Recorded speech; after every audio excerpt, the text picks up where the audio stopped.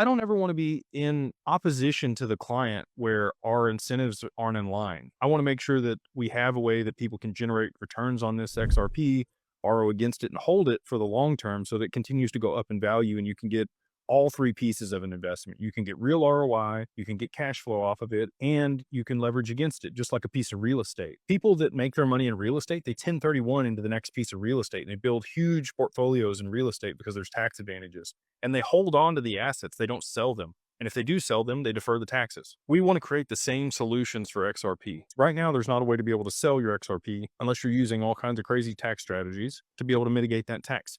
I am hopeful, just like everybody else, that we get zero capital gains here in the US on XRP and these other digital assets, which I think is probably likely. I mean, how else are they going to be able to settle all these transactions with micro movements in the price and not have to rack up and keep track of all those changes and what the basis was and like all these things? The banks wouldn't do it. So I am highly confident that we do see a situation in the US where there are no taxes on certain cryptos that are infrastructure like XRP and XLM, HBAR, maybe XDC now that they're here domestically. But that will incentivize people to sell and they're going to miss the upside. So what's the cost to benefit on that? Yeah, you don't pay any taxes, but now you missed out on another 10x or another 100x or another 1000x on the investment. Like imagine selling Bitcoin at $100, not paying any tax. Awesome. But then you missed out on it going another 1000x to $100,000.